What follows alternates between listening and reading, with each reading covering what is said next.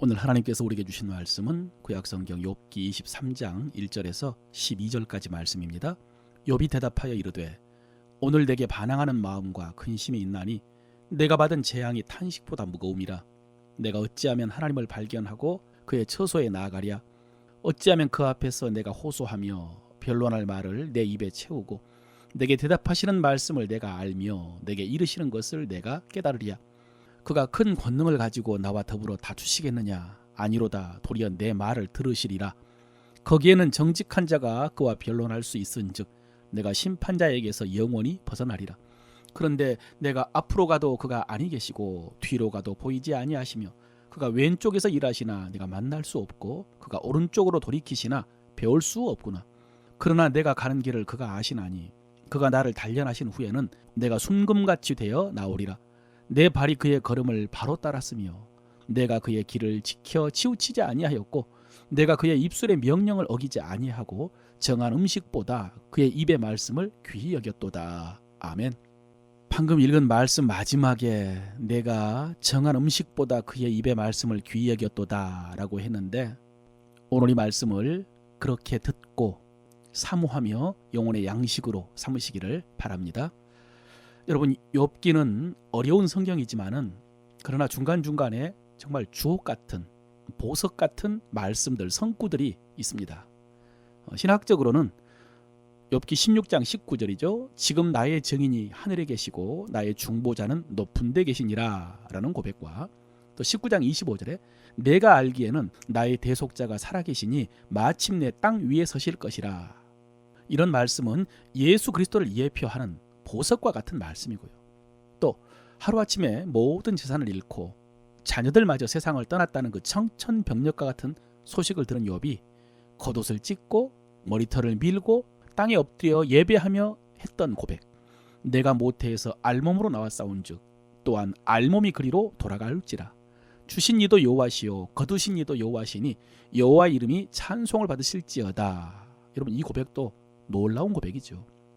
또 그 후에 사탄이 욥의 몸을 쳐서 발바닥에서 정수리까지 종기가 나서 욥이 제 가운데 앉아가지고 질그릇 조각으로 몸을 긁고 있을 때 욥의 아내는 여호와를 욕하고 죽으라 라고 했는데 그가 이르되 그대의 말이 한 어리석은 여자의 말 같도다.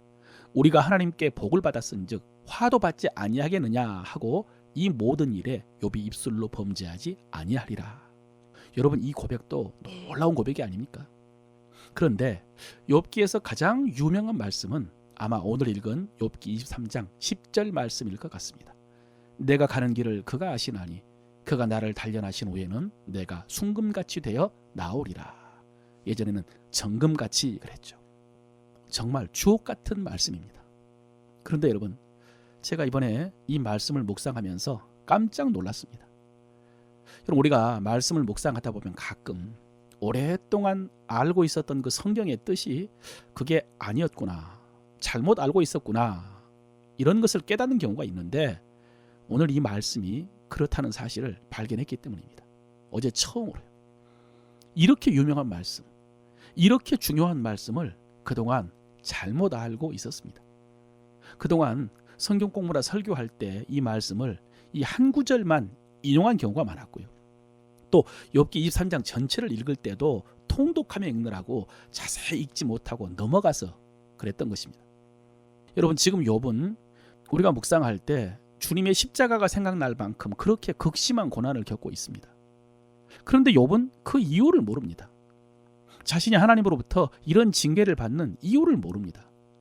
그래서 앞으로도 자기 인생이 어떻게 될지 모르지만 그러나 하나님께서는 이런 고난을 통해서 욥을 연단해서 정금과 같이 될 것이다 라는 그런 말씀으로, 이것이 하나님의 계획이다 이런 말씀으로 이해를 했었습니다. 그래서 이 말씀을, 비슷한 말씀이죠, 야고보서 1장에 너희가 여러 가지 시험을 당하거든 온전히 기쁘게 여기라. 이는 너희 믿음의 시련이 인내를 만들어내는 줄 너희가 알미라. 인내를 온전히 이루라. 이는 너희로 온전하고 고비하여 조금도 부족함이 없게 하려 함이라. 이 말씀과 똑같은 말씀으로 이해를 합니다. 여러 시험들이 결국 우리를 온전하고 부족함이 없게 한다. 또 베드로전서 1장에도요. 그러므로 너희가 여러 가지 시험으로 말미암아 잠깐 근심하게 되지 않을 수 없으나 오히려 크게 기뻐하는도다. 너희 믿음의 확실함은 불로 연단하여도 없어질 금보다 더 귀하여 예수 그리스도께서 나타나실 때에 칭찬과 영광과 존귀를 얻게 할 것이니라. 이 말씀과는 더 비슷하죠. 불로 연단한다는 말씀도 그렇고 금보다 더 귀하다는 말씀도 그렇고 똑같은 말씀입니다. 특별히 내가 가는 길을 그가 아시나니, 우리는 우리가 가는 길을 알지 못하지만은 하나님은 아신다. 지금 이 시련을 통해서 우리는 정금처럼 거룩하고 존귀하고 온전하게 될 것이다. 이렇게 이해를 했습니다. 여러분, 맞습니다. 시련은 우리를 연단해가지고 이렇게 온전하게 합니다. 거룩하게 하고요, 존귀하게 합니다. 하나님의 말씀은 우리를 온전하게 하지만 또 시험과 시련도 우리를 온전하게 합니다. 그런데 여러분, 지금 욥의 고백은 그런 고백이 아니었습니다. 지금 욥은 자신의 결백을 주장하고 있습니다. 그러나 내가 가는 길을 그가 아시나니. 여러분, 이 말씀은 나는 나의 미래가 어떻게 될지 모르지만은 하나님은 아신다, 이런 고백이 아니고요. 오히려 반대로 하나님은 내가 지금까지 어떻게 살았는지 아실 것이다 라는 그런 고백입니다. 여러분, 우리도 아는 것처럼 욥이 얼마나 하나님을 경외하며 살았습니까? 온전하고 정직해서 악에서 떠나는 삶을 살지 않았습니까? 그런데 어느 날 갑자기 욥의 삶에 대재앙이 임했죠. 그것 때문에 주변 사람들은 욥을 조롱하고 무시하고 그를 떠났습니다. 친구들이 와서 위로를 한다면서 고집부리지 말고 빨리 죄를 회개하라고 재촉을 했습니다. 분명히 숨겨진 죄가 있어서 이런 재앙을 당한 것이라고 판단하고 정죄를 했습니다. 이에 대해서 욥이 지금까지 계속해서 반발하고 변증해 왔는데 오늘 이 말씀도 같은 맥락입니다. 하나님은 내가 가는 길을 아신다. 여러분, 여기서 내가 가는 길은 미래가 아니라 과거입니다.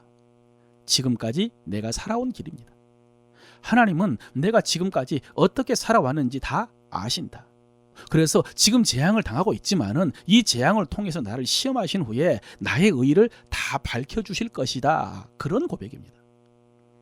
내가 가는 길, 이 길을 앞으로 되어질 미래가 아니라 욥이 살았던 과거라 이렇게 해석한 이유는 뭐냐면 그 다음에 이어지는 말씀 때문입니다. 내 발이 그의 걸음을 바로 따랐으며 내가 그의 길을 지켜 치우치지 아니하였고. 여러분, 이게 지금까지 욥이 살았던 삶입니다. 욥은 지금까지 자기가 하나님의 길을 지켜서 치우치지 않았다고 했습니다. 자기의 길은 하나님의 길이었던 것입니다. 그 길을 하나님이 아신다고 고백한 것입니다. 또 12절에서 내가 그의 입술의 명령을 어기지 아니하고 정한 음식보다 그의 입의 말씀을 귀히 여겼다라고 했습니다. 그렇습니다. 여러분, 이것이 욥의 삶이었습니다. 욥은 하나님의 입술의 명령을 어기지 않았고요, 일정한 음식보다 더 귀하게 여기며 살았다라고 했습니다. 그렇기 때문에 하나님께서는 나의 길을 아실 것이다, 내가 하나님의 길을 따라 살았다는 것을 하나님은 아실 것이다 라고 확신을 한 것입니다. 여러분, 물론 지금 이런 고난을 통해서 욥의 진실과 의가 밝혀지는 것은 맞습니다. 그 진실과 의가 순금처럼 빛나게 되는 것은 맞습니다. 실제로 여러분, 우리는 2장에서 그 모습을 이미 보았습니다.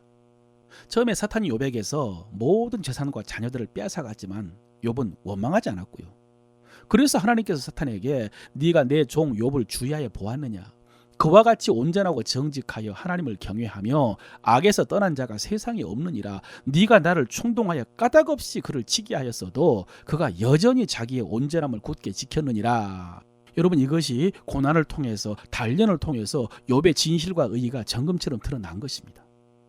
그런데 오늘 욥의 고백은 이런 고난을 통해서 자신이 정금같이 될 것에 대한 확신이 아니라 지금까지 하나님을 경외하며 살았던 자기의 의의가 고난을 통해서 정금처럼 확인될 것에 대한 확신입니다.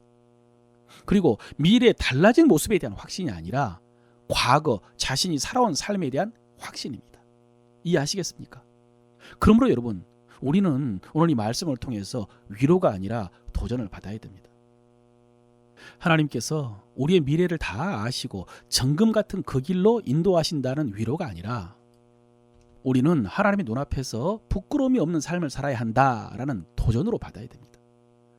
우리 구원의 여정으로 보면요, 장래의 영화로운 모습으로 인해서 위로를 주는 말씀이 아니고 현재 성화에 대해서 도전을 주는 말씀으로 받아야 됩니다.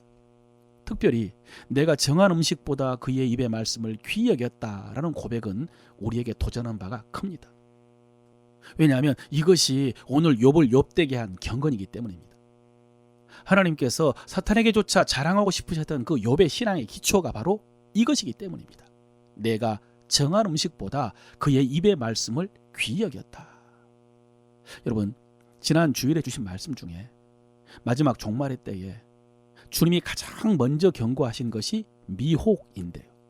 우리가 어떻게 그 미혹, 거짓말에 속지 않을 수가 있나? 우리가 잘 살피고 연구하는 것이 아니라 하나님의 말씀에 집중할 때에 미혹에 빠지지 않을 것이다 라고 했습니다. 또 베드로는 소위 변화산에 올라갔을 때에 놀라운 광경도 보았고 또 하늘로부터 들려주신 하나님의 음성도 들었지만, 그러나 우리에게는 더 확실한 예언이 있어 어두운 데를 비치는 등불과 같다라고 했죠. 기록된 말씀인 성경의 가치가 하늘에서 들려온 음성보다 더 귀하다고 한 것입니다. 그래서 마음속에 샛별이 떠오를 때까지 그 말씀에 주의하라고 했습니다. 손에서 놓지 말고 마음을 쏟으라는 말씀입니다. 모세는 여호수아에게 이 율법책을 주야로 묵상하라고 했고요. 사랑하는 성도 여러분, 지난 대림절에 주신 말씀의 마지막이 베드로후서 3장 14절이었습니다. 그러므로 사랑하는 자들아, 너희가 이것을 바라보나니 주 앞에서 점도 없고 흠도 없이 평강 가운데 나타나기를 힘쓰라. 주 앞에서 점도 없고 흠도 없이.